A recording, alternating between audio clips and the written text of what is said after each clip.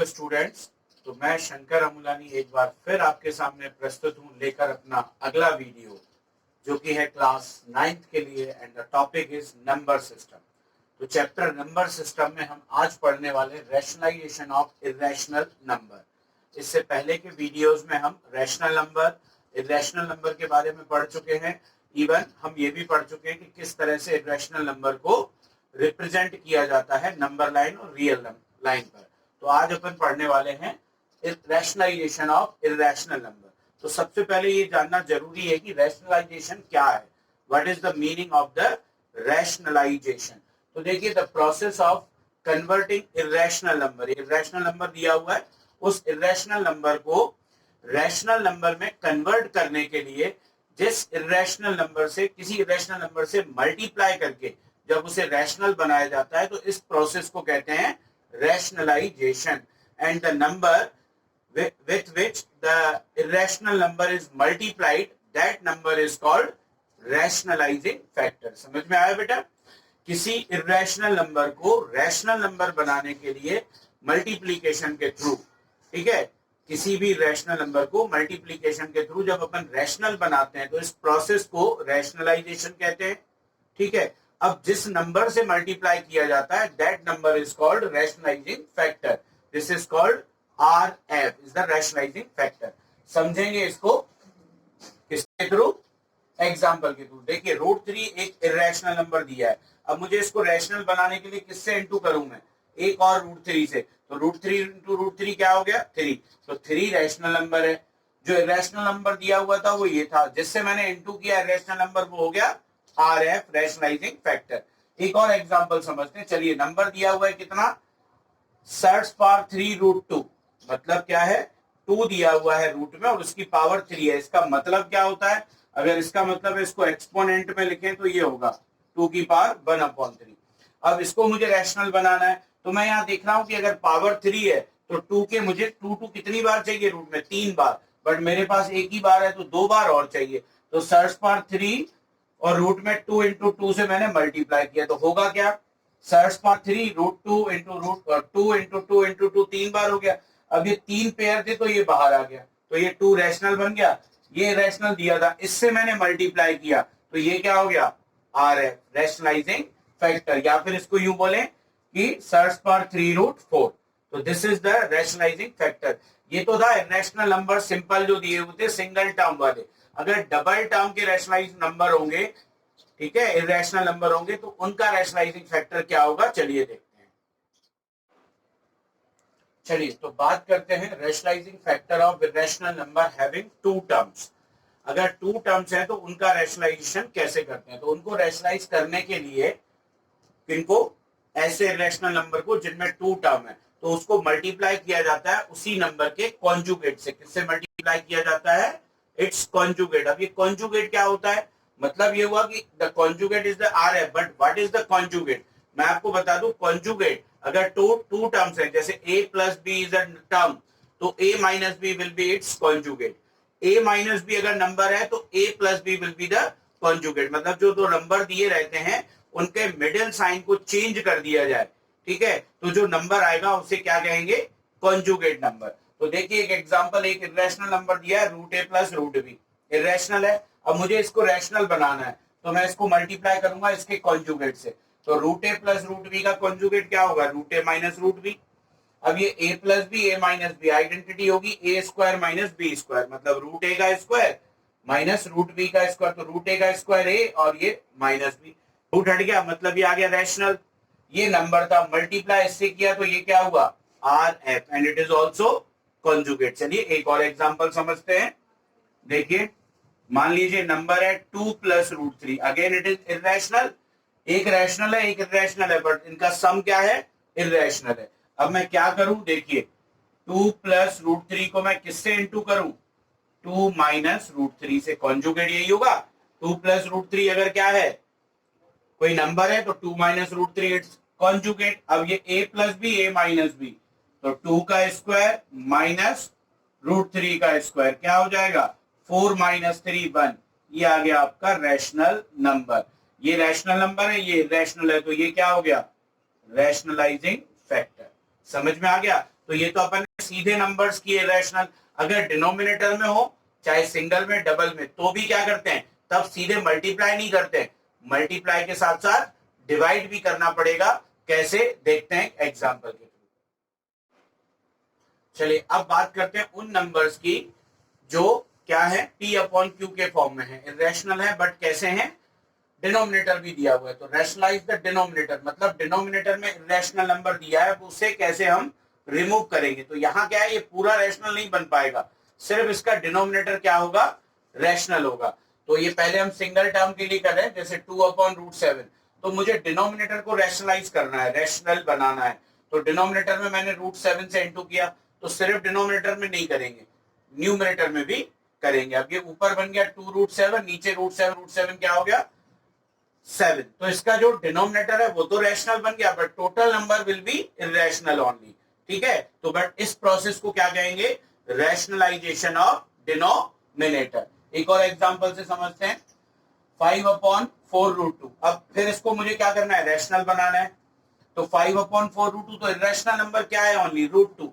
तो √2 will be the RF, rationalising factor. तो उसका मैं ऊपर नीचे इंटू कर दूंगा, न्यूमरेटर एंड डिनोमिनेटर में। तो ये बन गया 5√2, नीचे क्या आ गया 4 इंटू ये √2 हो गया 2, तो 5√2/8। तो ये नंबर तो इरेशनल ही रहा, बट इसका डिनोमिनेटर क्या बन गया, रैशनल बन गया। तो डिनोमिनेटर को रैशनल बनाने की प्रोसेस को क्या कहते हैं, रैशनलाइजेशन ऑफ डिनोमिनेटर। और जिस नंबर से मल्टीप्लाई और डिवाइड किया जाता है उसे क्या कहते हैं, that is the rationalising factor. चलिए अब सीखते हैं फॉर टू टर्म्स। तो rationalisation of denominator for two terms, तो इसको भी एक एग्जांपल के थ्रू समझते हैं। Rationalise the denominator of 3/√5 minus √6। तो √5 माइनस √6 डिनोमिनेटर में टू टर्म है। अब इसको क्या करना है, रैशनलाइज करना है। तो कैसे रैशनलाइज होगा, देखिए इसके लिए भी क्या करना पड़ेगा, multiply and divide by conjugate. किससे मल्टीप्लाई और डिवाइड करेंगे, कॉन्जुगेट से। कॉन्जुगेट क्या होता है, √5 माइनस √6 का कॉन्जुगेट क्या होगा, √5 प्लस √6। तो √5 प्लस √6 से मल्टीप्लाई और डिवाइड करेंगे, जैसा अभी हमने सीखा है। सिर्फ अकेले डिवाइड नहीं होता है, तो न्यूमरेटर में भी मल्टीप्लाई करना है और डिनोमिनेटर में भी।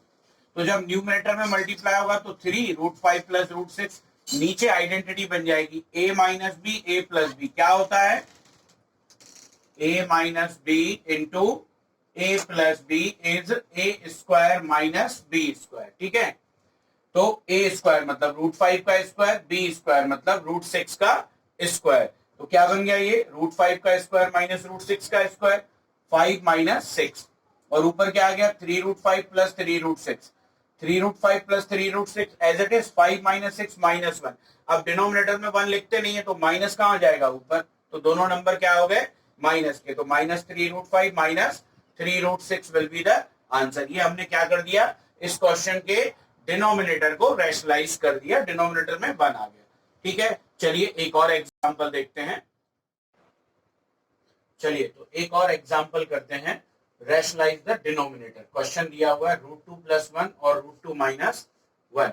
इसके भी डिनोमिनेटर को रैशनलाइज करना है, मतलब डिनोमिनेटर से हमें इरेशनल नंबर रिमूव करना है। तो वापस वही है कि डिनोमिनेटर को रैशनलाइज करना है, तो डिनोमिनेटर के कॉन्जुगेट को देखेंगे। तो √2 माइनस 1, तो इसका कॉन्जुगेट क्या होगा, √2 प्लस 1। तो √2 प्लस 1 का न्यूमरेटर और डिनोमिनेटर में क्या कर देंगे, इनटू।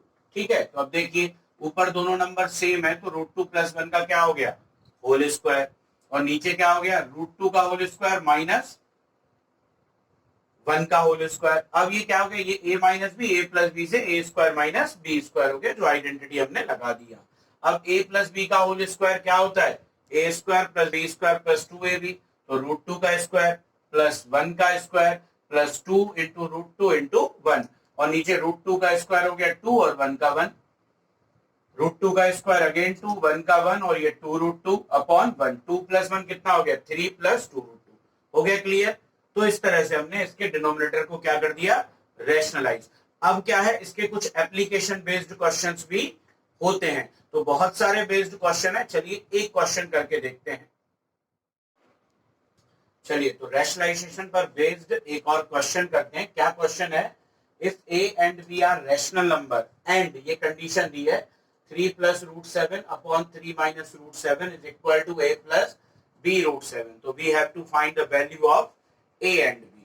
तो क्या करना पड़ेगा, लेफ्ट हैंड साइड में रैशनलाइजेशन करेंगे और दोनों को इक्वेट करेंगे, एक जैसा बनाएंगे, फिर कंपेयर करके a और b की वैल्यू. तो देखो क्या है, क्वेश्चन क्या दिया हुआ है, 3 plus root 7 upon 3 minus root 7 और a प्लस b रूट 7. तो क्या करेंगे अपन, देखिएगा, rationalisation of denominator in left hand. अब लिखने की जरूरत नहीं एलएचएस, क्योंकि डिनोमिनेटर में ही, एलएचएस में ही केवल डिनोमिनेटर है, राइट हैंड साइड में तो है ही नहीं. तो देखिए क्या हो जाएगा, 3 plus root 7 upon 3 minus root 7. क्या हो जाएगा इधर, 3, ये माइनस है तो इसका कॉन्जुगेट होगा प्लस, तो 3 प्लस रूट 7 और 3 प्लस रूट 7, और यहां जो है वैसा ही रहने दो, ठीक है. अब क्या हो जाएगा, ऊपर 3 प्लस रूट 7 का होल स्क्वायर, नीचे ये a minus b, a plus b, तो a स्क्वायर और माइनस बी स्क्वायर, और इधर a प्लस बी रूट 7. कोई प्रॉब्लम. ऊपर फिर से आइडेंटिटी, a प्लस बी का whole square is a square plus b square plus 2ab, तो 2 इंटू 3 इंटू रूट 7, 3 का स्क्वायर 9 और रूट 7 का 7, तो a प्लस बी रूट 7. अब 3 का स्क्वायर हो गया 9, ये 7, 2 3 जा 6 रूट 7 अपॉन 2, इधर a प्लस बी रूट 7. अब 9 प्लस 7 कितना हो गया, इट इज 16, और plus 6 root 7 upon 2 is equal to a plus b root 7. Decompose the denominator, denominator को अलग अलग कर देंगे, तो 16 upon 2, 6 root 7 upon 2 is equal to a plus b root 7. इससे ये जाएगा 8 और इससे ये जाएगा कितना, 3, तो ये आ गया 8 प्लस 3 रूट 7 और a प्लस बी रूट 7. हमने LHS को भी RHS के जैसा बना दिया. अब कंपेयर करेंगे, तो ऑन कंपेयरिंग, जब कंपेयर करेंगे तो क्या हो जाएगा, a इज इक्वल टू क्या हो जाएगा 8 and b is equal to क्या हो जाएगा 3. तो ये इस तरह से a और b की क्या आ गई वैल्यू. तो these are the application based question. ये तो एक टाइप के एप्लीकेशन बेस्ड क्वेश्चन थे जो एग्जाम में पूछे जाते हैं. तो आज के लिए इतना ही. हम अगले वीडियो में इसके और एप्लीकेशंस पर बात करेंगे रैशनलाइजेशन के, जो कि बहुत वास्ट टॉपिक है. तो इन कॉन्सेप्ट्स के बेस पर आप अपने एनसीईआरटी से और अदर बुक से इस टाइप के क्वेश्चंस करिए, और अगर कोई डाउट आता है तो कमेंट सेक्शन में जाकर जरूर मेंशन कीजिए, हम उसको जरूर आपको सॉल्व करके भेजेंगे. तो अगर अभी तक आपने हमारे चैनल को सब्सक्राइब नहीं किया है तो जल्दी से उसे सब्सक्राइब कर लीजिए और बेल आइकन दबाना न भूलें. तो तब तक के लिए जय हिंद, जय भारत.